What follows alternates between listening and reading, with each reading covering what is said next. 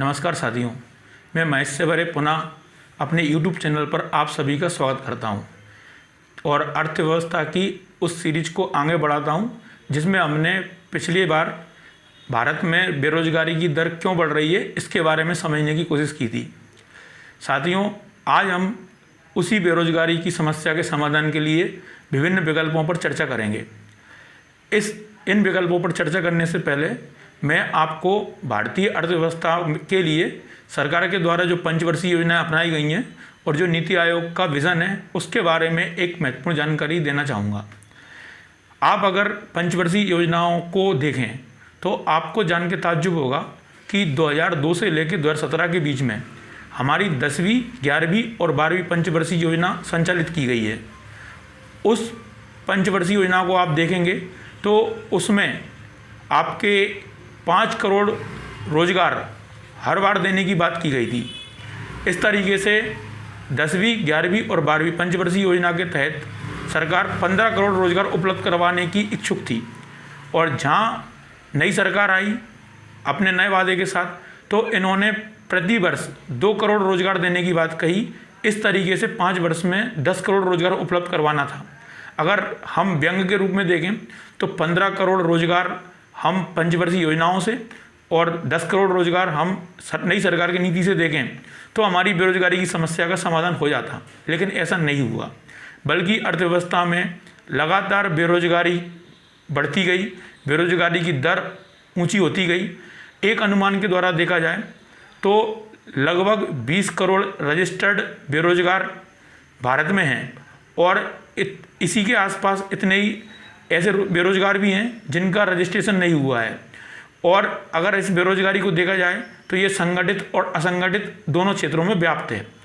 अब पहले ही हम देख रहे थे कि लगातार हमारी अर्थव्यवस्था में उतने रोजगार का उत्पादन नहीं हो पा रहा है और उस पर ये महामारी के संकट ने हमारी इस समस्या को और विकराल कर दिया है। अब इसी संदर्भ में हम इसके सुझावों की ओर चर्चा करेंगे कि कैसे हम इस समस्या के समाधान के लिए एक रोड मैप तैयार कर सकते हैं।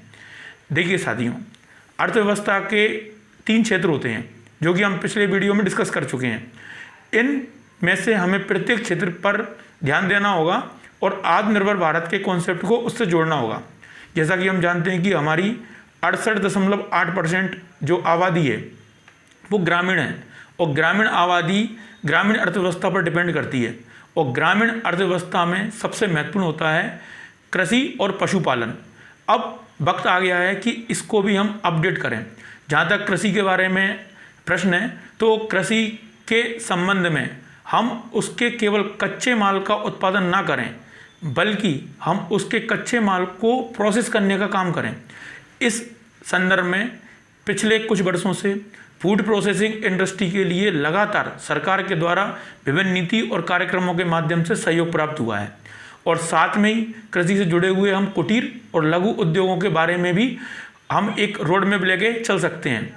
इसके अलावा हम कृषि की भी कई वैरायटियाँ कर सकते हैं, जैसे पॉली हाउसिंग करें हम, या हम जैविक कृषि को प्रोत्साहन दें, या हम खाद्यान्न कृषि से लगातार वाणिज्यिक कृषि की ओर बढ़ने की कोशिश करें। साथ में हम मसाले के एक बड़े उत्पादक देश हैं और इस मसाला उत्पादन को भी हम ऑर्गेनाइज करके इसको ब्रांडिंग करके इसको हम निर्यात की श्रेणी का बना के इसको बेचने का काम कर सकते हैं।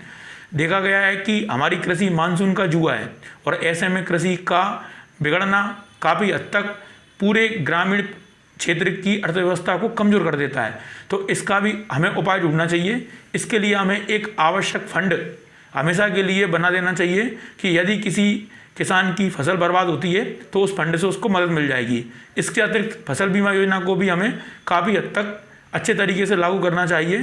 साथ में जो उदारीकरण, निजीकरण कृषि क्षेत्र में नहीं आ पाया है उसको ज़्यादा से ज़्यादा प्रोत्साहन देना चाहिए। जो उद्योग जगत के लोग हैं उनको कृषि में निवेश करना चाहिए और किसान के लिए आवश्यक सुविधाएं उपलब्ध कराना चाहिए। साथ में हम देखते हैं कि एक सरकारी कर्मचारी को कई प्रकार के अलाउंसेस यानी भत्ते मिलते हैं, तो कम से कम किसान का यदि हम एमएसपी तय करें तो उसमें 4 भत्ते हमें कम से कम उसमें रखना चाहिए। शिक्षा, स्वास्थ्य, महंगाई और इसके अलावा घर, इन 4 भत्तों को ऐड करके ही हम मिनिमम सपोर्ट प्राइस को तय करें और किसान की रियलिस्टिक आय को डबल करने की कोशिश करें।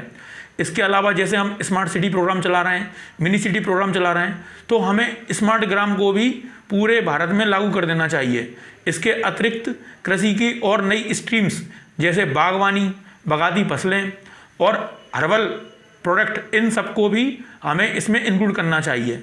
हम मनरेगा जैसी योजना तो चलाते हैं और प्रवासी भारतीयों के लिए भी हमने योजना चलाई है, लेकिन इन योजनाओं को असंगठित क्षेत्र से जुड़ा होने के बावजूद भी इनको उत्पादक बनाना चाहिए, जिससे कि ग्रामीण क्षेत्र में परिसंपत्तियों का निर्माण हो सके। उसके अलावा यदि हम इस सेक्टर से हटके द्वितीयक क्षेत्र में जाते हैं तो द्वितीयक क्षेत्र जो कि उद्योग से जुड़ा हुआ है, उसमें हमें भारतीयों को उद्योगों में आगे बढ़ाने के लिए पूरे मौका देना चाहिए। जैसा अभी देखा गया है कि कोविड के चक्कर में काफ़ी लोग बेरोजगार हुए हैं, तो सरकार ने एक स्ट्रीट वेंडर्स योजना चलाई है, जिसके तहत जो रेहड़ी पटरी वाले हैं उनका अगर कुछ लॉस हुआ है तो उनको 10,000 रुपये का लोन उपलब्ध कराया जाएगा, उनकी मदद की जाएगी। इसके अलावा जो मिनिमम लोन के बेस पर लोग अपना रोजगार खोल सकते हैं, इसके लिए मुद्रा योजना, स्टार्टअप और स्टैंड अप प्रोग्राम के अलावा अभी सरकार ने नई योजनाओं को भी लॉन्च किया है। इसके अलावा सरकार को चाहिए कि वो ज़्यादा से ज़्यादा निवेश करें अर्थव्यवस्था में और अर्थव्यवस्था को उत्पादक बनाए। अगर संभव हो तो जो निवेश हमें बाहर से प्राप्त होता है वो भी मैक्सिमम हमको प्रत्यक्ष विदेशी निवेश के रूप में प्राप्त हो, ताकि विदेशियों के द्वारा भी जो निवेश किया जा रहा है उससे भारत में ही उनकी परिसंपत्ति निर्मित हो। उसके अलावा देखा गया है कि एक चाइना बॉयकॉट पूरे वर्ल्ड में चल रहा है और हम जानते हैं कि चाइना में बहुत सारी कंपनियां काम कर रही हैं जो चाइना में चलने वाले नियमों और पूरे विश्व के द्वारा चाइना बॉयकॉट होने की वजह से दूसरे देशों को तलाश रही है। तो उन्हें हमें पूरा मौका देना चाहिए कि वो भारत में आएँ, भारत में अपनी फैक्ट्रियों को स्थापित करें, भारत के लोगों को रोजगार दें और भारत को आयातक देश के बजाय एक निर्यातक देश में कन्वर्ट करें। इसके लिए ज़रूरी है कि हम अपने वर्क फोर्स को स्किल डेवलपमेंट इंडिया के अकॉर्डिंग उसे विकसित करें। लेकिन देखा गया है कि व्यवहारिक तौर पर स्किल इंडिया उतना सफल नहीं हुआ जितनी हम उससे अपेक्षाएं कर रहे थे। तो इसमें जो दोष है, सबसे बड़ा दोष ये है कि हम किसी एक ही क्षेत्र में जाके स्किल करने की कोशिश करते हैं व्यक्तियों को, और वहाँ पर क्या रोजगार कम होता है, स्किल्ड फोर्स ज़्यादा आ जाता है। तो हमें सबसे पहले सेक्टरों में व्यवसाय को बांट लेना चाहिए कि किस क्षेत्र के लिए हमें कितने स्किल्ड लोग चाहिए, जिस रेंज में हमें लोग चाहिए उतने लोगों को ही हम स्किल्ड करें। साथियों, हमारी देश की जो अर्थव्यवस्था है उसको इमर्जिंग इकोनॉमी बोला जाता है और ऐसा बोला जा रहा है कि भविष्य भारत का ही है। ये बोलने का सबसे बड़ा आधार है कि हमारे यहाँ जननांगी लाभांश यानी डेमोक्रेटिक डिविडेंड का मतलब होता है कि हमारे यहाँ लगभग 65% आबादी ऐसी है जो 15 साल से लेके 59 साल 15 ईयर्स से लेके 59 ईयर के बीच में है, जो कि कार्यशील आबादी मानी जाती है। यदि इस कार्यशील आबादी को हम किसी वर्क फोर्स में लगा दें तो ये आबादी हमें इतना बेहतर उत्पादन देगी कि आबादी हमारी समस्या नहीं होगी, बल्कि आबादी हमारी देश की समस्या का समाधान होगी। इसके अतिरिक्त हम जानते हैं कि एक समय कॉल सेंटर जॉब जो बिजनेस प्रोसेसिंग आउटसोर्सिंग का हिस्सा थी, उसमें भारत ने बहुत अच्छी प्रोग्रेस की थी, लेकिन बाद में अमेरिका के नियमों के चलते हम उस क्षेत्र में ज़्यादा नहीं बढ़ पाए। और लास्ट टाइम जो ट्रंप चुनाव जीत के आए थे तो वो इसी इशू को उन्होंने मुद्दा बनाया था कि अगर वो आएंगे तो अमेरिकन कंपनियों के द्वारा जो भारतीयों को रोजगार उपलब्ध करवाया जाता है बीपीओ के माध्यम से, यानी बिजनेस प्रोसेसिंग आउटसोर्सिंग के माध्यम से, उसको वो बंद करेंगे। अब इसकी जगह पे आज का परिवेश देखा जाए तो आज सब कुछ ऑनलाइन चल रहा है, तो इसलिए हमें अपनी ऑनलाइन डिलीवरी सर्विस को इम्प्रूव करना चाहिए। ये हमारे लिए एक नया सेक्टर हो सकता है। एक चीज़ और देखी गई है कि लगातार रोजगार घट रहे हैं, तो व्यक्ति इस बात से परेशान है कि उसके बच्चे आगे चलकर क्या करेंगे। तो इस स्थिति में एक कैरियर काउंसलिंग सेक्टर भी अपने आप डेवलप हो रहा है, जो ये भूमिका निभा सकता है कि कौन से व्यक्ति के लिए क्या सजेस्ट किया जाए और किस तरीके से उसको रोजगार उपलब्ध कराया जाए।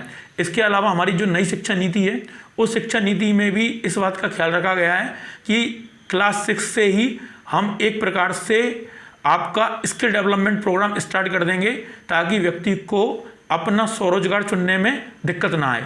इसके अलावा आवश्यक ये भी है कि हमारी अर्थव्यवस्था में हम इंफ्रास्ट्रक्चर डेवलपमेंट के लिए ज़्यादा से ज़्यादा निवेश करें, यानी हम अपने रोड परिवहन के साधनों के नेटवर्क को विकसित करें, जिसमें हमारी सड़क भी आती हैं, हमारा रेलवे परिवहन भी आता है, हमारा इसमें वायु परिवहन भी आता है, जिसके लिए पिछले कुछ समय से काफ़ी काम भी हो रहा था। इसके अतिरिक्त हम अपने स्वास्थ्य सेवा, बीमा, बैंकिंग, इन सेक्टरों में भी हम एक प्रकार का अपडेशन लाएं और सेवा क्षेत्र को विकसित करें और इसमें लोकल सर्विसों पे हम ज़्यादा ध्यान दें। इसके अलावा देखा गया है कि आज के समय में जलवायु परिवर्तन और पर्यावरण जो ह्रास हो रहा है वो एक समस्या के रूप में उभरा है। इस समस्या के समाधान में भी रोजगार छुपे हुए हैं। पर्यावरण किसी भी देश की मानव जाति के लिए वरदान होता है, लेकिन इसका बड़े पैमाने पर ह्रास हुआ है, तो इसमें शोध अनुसंधान और नए रोजगार विकसित करने का एक अवसर भी प्राप्त होता है। इसी पर्यावरण से जुड़ा हुआ है पर्यटन।